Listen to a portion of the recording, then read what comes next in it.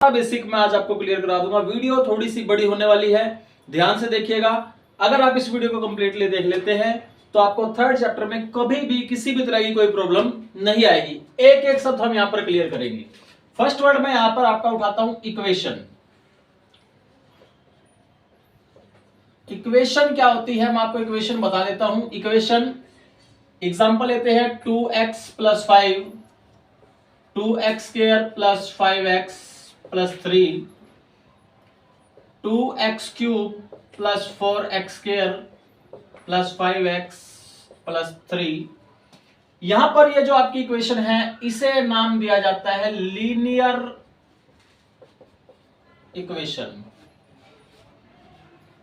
अब आपको बता दें कि ये तब तक इक्वेशन नहीं बनती जब तक इसके इक्वल में किसी भी इक्वेशन के जीरो ना आए। जब तक जीरो इक्वल में नहीं आता तो पॉलिनोमियल कहलाती है। इक्वल में जीरो, इसका नाम आपको पता है, इसको हम कहते हैं क्वाड्रेटिक इक्वेशन। Quadratic equation. अब क्यूबिक इक्वेशन। क्यूबिक इक्वेशन, इन सब के नाम किस बिहाफ पर हो रहे हैं? यहां पर देखिए, सबसे बड़ी शक्ति 1 है तो लीनियर इक्वेशन, 2 है तो क्वाड्रेटिक, 3 है तो क्यूबिक। यानी शक्ति, पावर डिसाइड कर रही है कि ये इक्वेशन किस प्रकार की है। तो आप यहां से इक्वेशन के बारे में आपने पढ़ा। अब इक्वेशन, ये जो आपको इक्वेशन दे रखी है, ये तीनों इक्वेशंस जो है ये इक्वेशन है वन वेरिएबल इक्वेशन। इनको हम कहेंगे one variable equation. One variable equation means इन सभी में जो वेरिएबल है वो x है। अब टू वेरिएबल इक्वेशन आपको यहां पर पढ़नी है। इक्वेशन के साथ पढ़ना आपको टू वेरिएबल इक्वेशन। एक एग्जांपल ले लेते हैं, 2x + 5y = 4। इस तरह थ्री वेरिएबल इक्वेशन भी होती है जो आप छोटी क्लासेस में पढ़ते आए हैं। ये थ्री वेरिएबल इक्वेशन है, लेकिन हम यहां पर थ्री वेरिएबल इक्वेशन के बारे में ना पढ़कर किसके बारे में पढ़ेंगे? Two variable equation. ये वेरिएबल अलग अलग होंगे, x और y हो सकता है, w x हो सकता है, p q हो सकता है, a b हो सकता है, कुछ भी आपके वेरिएबल्स रहेंगे। अब यहां पर आएगी बात पेयर। इनका क्या रहेगा? पेयर रहेगा। For example 2x + 5y = 4, 7x + 3y = 9। तो इक्वेशन का पेयर रहेगा। इसे हम इक्वेशन नंबर फर्स्ट पढ़ेंगे और इसे हम इक्वेशन नंबर सेकंड पढ़ेंगे।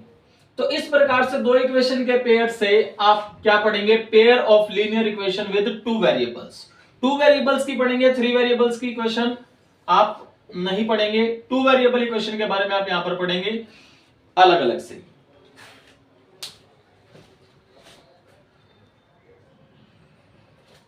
जैसे आपके पास ये दो इक्वेशन हो गई, equation number first, equation number second. ये दोनों इक्वेशन आपकी क्या है? Linear equation. ये आपकी लीनियर इक्वेशन है। लीनियर इक्वेशन की एक और डेफिनेशन है, हिंदी में इसका नाम है रेखिक समीकरण। रेखिक समीकरण।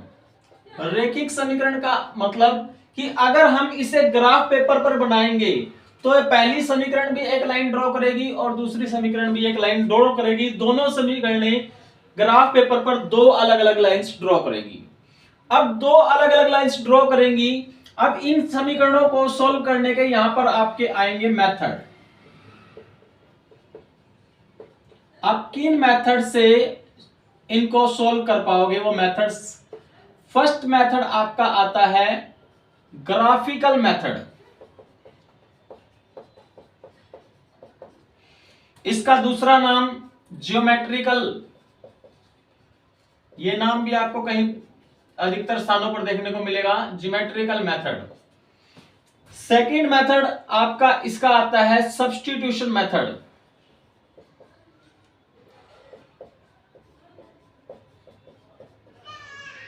सब्स्टिट्यूशन मेथड रहेगा। एक इन्हीं समीकरण को सॉल्व करने के लिए मेथड आपका आएगा क्रॉस मल्टीप्लिकेशन मेथड।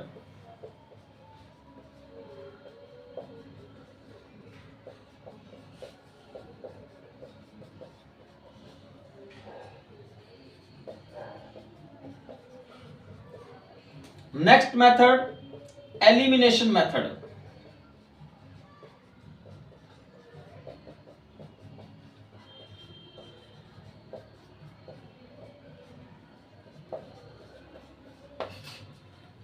यहां पर जो ग्राफिकल मेथड है, ज्योमेट्रिकल मेथड, एक्सरसाइज 3.1, इसकी वीडियो हम पहले ही YouTube पे बना चुके हैं। वीडियो का लिंक आपको डिस्क्रिप्शन में मिल जाएगा। ग्राफिकल मेथड आप वहां से सीख सकते हैं। सब्स्टिट्यूशन, क्रॉस मल्टीप्लिकेशन और एलिमिनेशन मेथड। अब मैं आपको एक्सप्लेनेशन यहां पर सब्स्टिट्यूशन मेथड की, क्रॉस मल्टीप्लिकेशन मेथड की और एलिमिनेशन मेथड की यहां पर आपको एक्सप्लेनेशन दूंगा कि ये किस तरह के मेथड होते हैं। इनसे पहले हम आपको बताएंगे कि अगर आपको दो समीकरणें दिखाई दे रखी हैं तो ये ग्राफ ना पूछ के 3.1 में आपका ये ग्राफ है, 3.2 में कुछ बेसिक प्रॉब्लम्स है जो आपको बेसिक समझकर ही आप उस 3.2 को कर पाएंगे। इसीलिए हम ये बेसिक की वीडियो आपके लिए बना रहे हैं। 3.2 में जो आपको बेसिक कंसेप्ट की जरूरत होगी वो बेसिक कंसेप्ट डिपेंड करता है ज्योमेट्रिकल मेथड पर ही, क्योंकि मैंने आपको बताया लीनियर इक्वेशन, रेखिक समीकरण दो अलग अलग लाइन ड्रॉ करेंगी। तो ये दो अलग अलग लाइन ड्रॉ करेंगी, किस प्रकार से लाइन जाएंगी, उन लाइंस के बिहाफ पर आपको बताना है कि इक्वेशन का कोई सॉल्यूशन बनेगा या नहीं बनेगा, या इक्वेशन के सॉल्यूशन ज्यादा बनेंगे, या इक्वेशन का कोई यूनिक सॉल्यूशन, कोई एक हल होगा। एक हल मतलब कुछ ना कुछ एक सिंगल मान x का और सिंगल वैल्यू y की, x का भी एक सिंगल मान, y का भी एक सिंगल मान। ये आपको बेसिक करने पर ही आपको क्लियर होगा। पहले मैं आपको उस बेसिक को बताऊंगा, फिर मैं आपको सब्स्टिट्यूशन मेथड क्या होता है वो क्लियर करेंगे, क्रॉस मल्टीप्लिकेशन क्या होता है वो क्लियर करेंगे, और एलिमिनेशन मेथड क्या होता है वो भी क्लियर करेंगे।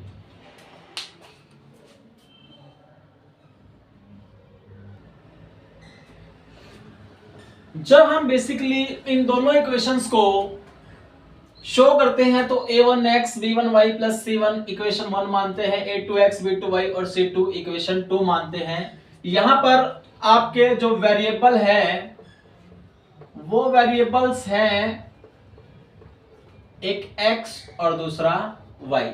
इसके अलावा जो आपको a1 b1 और c1 दिखाई दे रहे हैं ये आपके हैं कांस्टेंट। कांस्टेंट मतलब a1 b1 c1 a2 b2 c2 आपको गिनती के कोई भी अक्षर यहां पर दिखाई देंगे। अब इन इक्वेशंस को आपको सोल्व नहीं करना है। सोल्व नहीं करना है तो सोल्व करने के बिना वो आपसे कुछ जवाब चाहता है। कुछ जवाब वो क्या चाहेगा, इन इक्वेशंस को ये क्या कंसिस्टेंट हैं या इनकंसिस्टेंट है। क्या होता है कंसिस्टेंट, इनकंसिस्टेंट अभी बता देते हैं।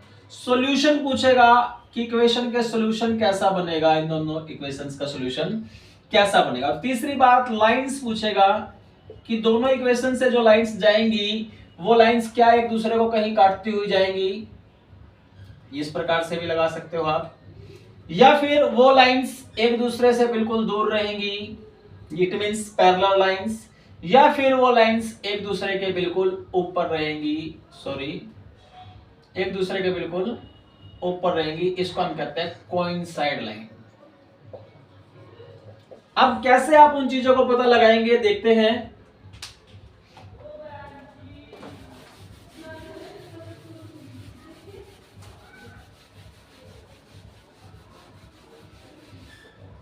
तो उनको पता लगाने के लिए first one, if a1 upon a2 is not equal to b1 बटे b2 is not equal to c1 upon c2, अगर a1 बटे a2 का मान बराबर नहीं है b1 बटे b2 के, बराबर नहीं है c1 बटे c2 के, then pair of linear equation, pair of linear equation has unique solution, unique solution, इसको हम कह सकते हैं वन सॉल्यूशन, यानी कोई एक वैल्यू आपकी x की रहेगी, कोई एक वैल्यू आपकी y की रहेगी। इसके साथ ये फर्स्ट पार्ट हो गया। सेकंड, इसी फर्स्ट लाइन को मैं पहले क्लियर करता हूं। यूनिक सॉल्यूशन रहता है तो वहां पर आपकी जो लाइन आती है वो लाइंस करती है एक दूसरे को intersect, intersecting lines, intersecting lines, ठीक है। It means line L1 line L2 किसी एक पॉइंट पर काट रही है, वहीं पर ही x का कुछ मान होगा और वहीं पर ही y का कुछ मान होगा, क्योंकि ये ग्राफ पेज पर बनते हैं। अब दूसरी बात, साथ में मैंने आपसे कहा था कि वो तीन बातें पूछेगा। फर्स्ट वन कि सॉल्यूशन क्या होगा, सेकंड वन लाइंस कैसे जाएंगी, और थर्ड वन बात कंसिस्टेंट होगा कि इनकंसिस्टेंट होगा। जहां पर भी सॉल्यूशन आएगा, आप देखिए यहां पढ़ रहे हैं कि वन सॉल्यूशन, सॉल्यूशन आएगा कि मींस, तो वहां पर जहां पर सॉल्यूशन आएगा लाइन क्या होगी, कंसिस्टेंट लाइंस होंगी। जहां पर सॉल्यूशन बनेगा लाइंस कहीं ना कहीं आपस में टच करेंगी। ये फर्स्ट आपकी बात क्लियर हो जाती है यहां से, जब आपकी ये तीनों वैल्यू बराबर ना हो। अब नेक्स्ट बात पर चलते हैं, उसके लिए पहले इसको इरेज कर देते हैं।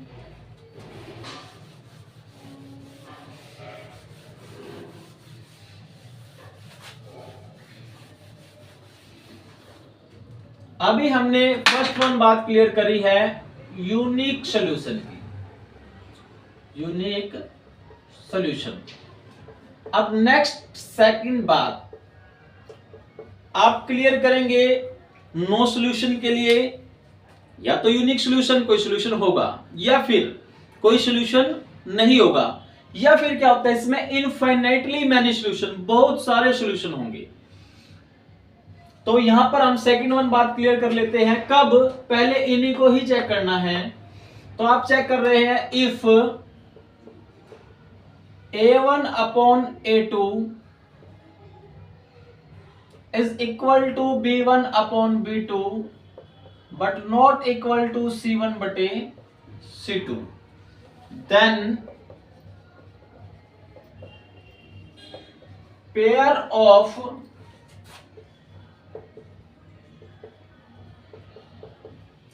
linear equation is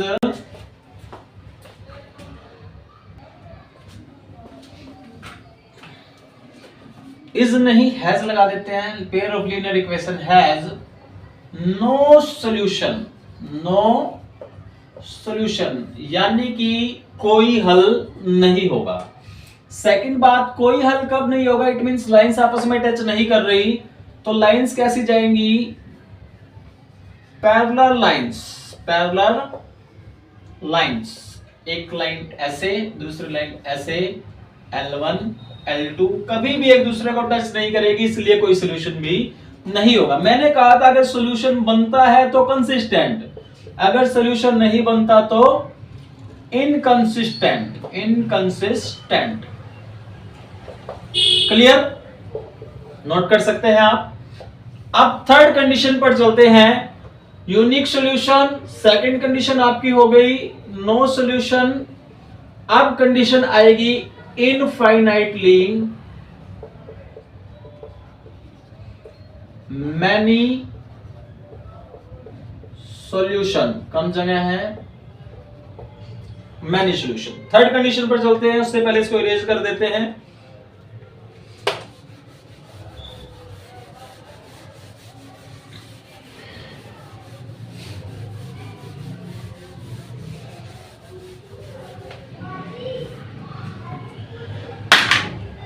बार बार गिर जाता है भाई। चलिए, तो अब infinitely many solution, third condition. तो if a1 by a2 is equal to b1 by b2 equal to c1 by c2, then pair of linear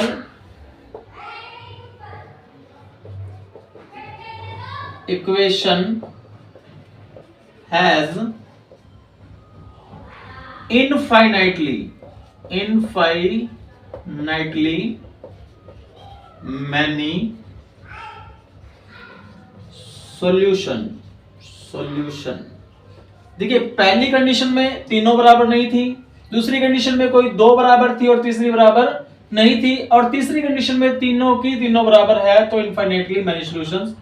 first point था। सेकंड पॉइंट, लाइंस कैसे जाएंगी? लाइंस जाएंगी आपकी कोइंसाइड लाइन, कोइंसिडेंट भी कह देते हैं, कोइंसिडेंट लाइंस। कोइंसिडेंट लाइंस का मतलब क्या है कि ये लाइन जो जा रही है इसी के ही बिल्कुल ऊपर लाइन 2 भी है, इसलिए यहां पर भी लाइन टच कर रही है, यहां पर भी, यहां पर भी, यहां पर भी, मतलब दोनों लाइनें एक दूसरे को हर पॉइंट पर टच कर रही है, इसलिए हम कह सकते हैं इसके इनफाइनाइटली मैनी सॉल्यूशन। और बहुत सारे सॉल्यूशन है तो ये भी कंसिस्टेंट होगी, ये भी कंसिस्टेंट होगी। अब कंसिस्टेंट के साथ डिपेंडेंट शब्द भी लगा दिया जाता है कई बार। डिपेंडेंट का मतलब है कि लाइंस एक दूसरे के ऊपर डिपेंड है, एक दूसरे के बिल्कुल ऊपर जा रही है। तो ये यहां से आप सॉल्यूशन इक्वेशन को सॉल्व करे बिना बता सकते हैं कि सॉल्यूशन यूनिक होगा, यानी कोई एक सॉल्यूशन होगा, या नो सॉल्यूशन होगा, या मैनी सॉल्यूशन होंगे। साथ में बता सकते हैं लाइंस कैसे जाएंगी, और साथ में आप बता सकते हैं कि कंसिस्टेंट होगा कि नहीं होगा। विदाउट इक्वेशन सॉल्व किए आप ये बातें, इस जो 3 टॉपिक्स आपको बताए हैं, इनसे आप इस इक्वेशंस को विदाउट सॉल्व करें, वैल्यू पुट कर कर ही बता सकते हैं कि क्या होगा। आइए इसके कुछ एग्जांपल्स हम ले लेते हैं।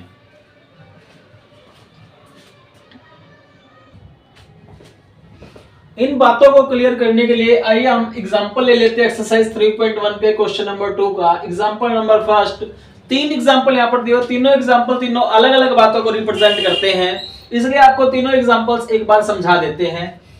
इक्वेशन नंबर फर्स्ट ये आपकी हो गई, और ये जो सेकंड 7x + 6y - 9 आपकी इक्वेशन नंबर सेकंड हो गई। आपको यहां से पुट करना है हेयर a1, फिर b1 और फिर c1। 1 शब्द है तो इक्वेशन नंबर 1 से x के आगे क्या दिखाई दे रहा है? a। आपने पढ़ा था a1x b1y c1 equation first को, a2x b2y और c2 इक्वेशन 2 को। तो y के आगे आपको दिखाई दे रहा है -4, और c1 जो अकेला पड़ा हुआ है बिना xy के अकेला है वो 8। सिमिलरली a2 आपका यहां पर हो गया 7, b2 आपका यहां पर हो गया 6, और c2 आपका हो गया -9। अब हम पुट करते हैं a1 upon a2 that is 5 upon 7, comma डाल देते हैं, b1 upon b2 that is -4 upon 6। अगर आप इसे 2 के टेबल पर इंटरसेक्ट करेंगे, 2 2 जा 4, 2 3 जा 6, 2 से 4 भी डिवाइड हो रहा है और 6 भी हो रहा है। c1 upon c2 8 upon -9। अब यहां पर देखिए 5 upon 7 -2 upon 3 8 upon -9, it means a1 upon a2 is not equal to b1 upon b2 is not equal to c1 upon c2। तो यहां पर जो आपको पहला मैंने आपको एग्जांपल बताया था वो सारी बातें यहां पर क्लियर हो रही है। सारी बातें मैं यहां पर लिख देता हूं। फर्स्ट वन बात, यहां पर यूनिक सॉल्यूशन होगा, यूनिक सॉल्यूशन। अगर इन दोनों इक्वेशन से आप लाइन ड्रॉ करेंगे तो वो लाइंस एक दूसरे को क्या करेंगी? Intersect each other at A point, किसी भी एक पॉइंट पर वो इंटरसेक्ट करेंगी। और थर्ड वन बात, यहां पर ये आपका होता है कंसिस्टेंट। अब क्वेश्चन नंबर सेकंड का सेकंड पार्ट पिक कर लेते हैं।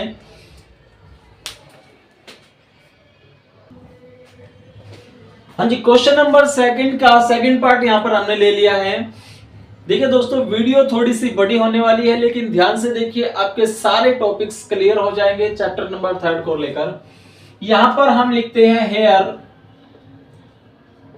A1 9, B1 3, C1 12। 3.2 का क्वेश्चन नंबर सेकंड, ये एनसीईआरटी बुक से आपका उठाया गया है। A2 आपका हो गया यहां पर 18, B2 आपका हो गया यहां पर 6 और C2 आपका इधर हो गया 24। तो देखिए A1 अपॉन A2 क्या जा रहा है आपका 9 upon 18 that is 1/2। B1 upon B2 आपका क्या जा रहा है 3 upon 6 that is 1/2 also.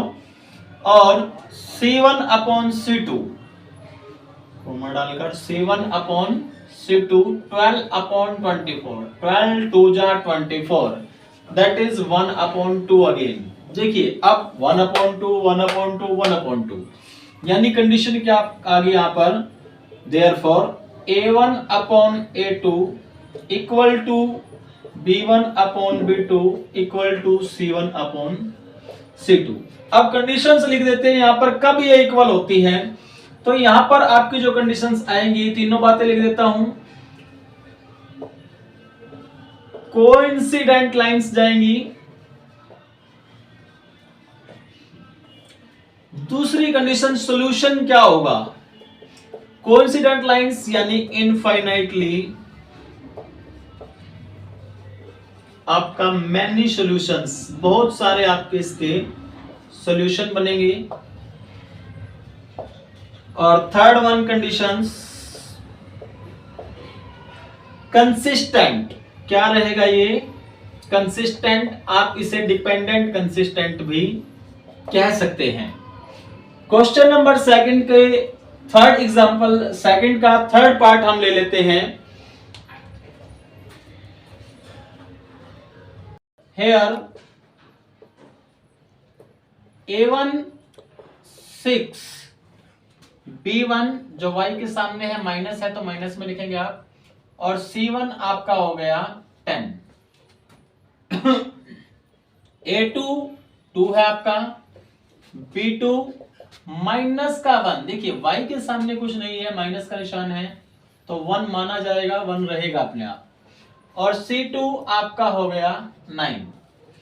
A1 upon A2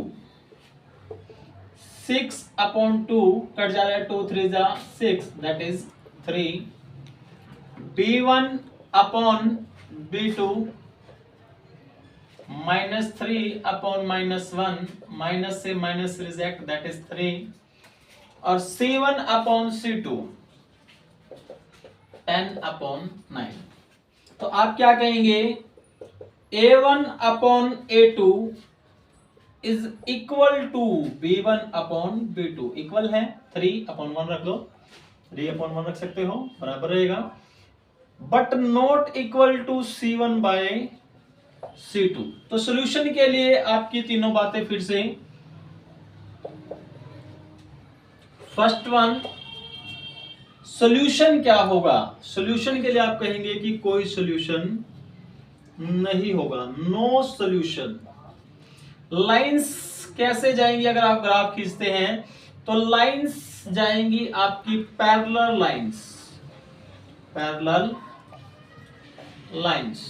और थर्ड वन बात कंसिस्टेंट और इनकंसिस्टेंट, आपका रहेगा ये इनकंसिस्टेंट, इन मिटा देता हूं, डस्टर पता नहीं कहां रख दिया, इनकंसिस्टेंट। तो आप इस प्रकार से इक्वेशंस को देखकर बता पाएंगे कि इक्वेशंस को सोल्व करने के बिना, विदाउट सोल्व किए इक्वेशंस बता पाएंगे कि इक्वेशंस जब बनेगी, जब ये लाइन ड्रॉ करेंगी ग्राफ पर, तो क्या वो लाइनें काटेंगी एक दूसरे को, इंटरसेक्ट करेंगी, या एक दूसरे के पैरेलल जाएंगी, या एक दूसरे कोइंसिडेंट जाएंगी, क्या सॉल्यूशन होंगे क्या नहीं होंगे, ये हमने इसके लिए एग्जांपल उठाया था एक्सरसाइज 3.2 हो गया क्वेश्चन नंबर 2 का। जल्दी ही आपको एक्सरसाइज 3.2 की वीडियो हमारे YouTube चैनल पर मिल जाएगी। हमारी वीडियो सबसे पहले देखने के लिए हमारे चैनल को सब्सक्राइब कीजिए और बेल नोटिफिकेशन को दबाना ना भूलिए। उम्मीद करता हूं आपको वीडियो पसंद आई होगी। धन्यवाद। कि इक्वेशंस को सोल्व करने के बिना, विदाउट सोल्व किए इक्वेशंस बता पाएंगे कि इक्वेशंस जब बनेगी, जब ये लाइन ड्रॉ करेंगी ग्राफ पर, तो क्या वो लाइनें काटेंगी, एक दूसरे को इंटरसेक्ट करेंगी, या एक दूसरे के पैरेलल जाएंगी, या एक दूसरे कोइंसिडेंट जाएंगी, क्या सॉल्यूशन होंगे क्या नहीं होंगे। ये हमने इसके लिए एग्जांपल उठाया था एक्सरसाइज 3.2 हो गया क्वेश्चन नंबर 2 का। जल्दी ही आपको एक्सरसाइज 3.2 की वीडियो हमारे YouTube चैनल पर मिल जाएगी। हमारी वीडियो सबसे पहले देखने के लिए हमारे चैनल को सब्सक्राइब कीजिए और बेल नोटिफिकेशन को दबाना ना भूलिए। उम्मीद करता हूं आपको वीडियो पसंद आई होगी। धन्यवाद।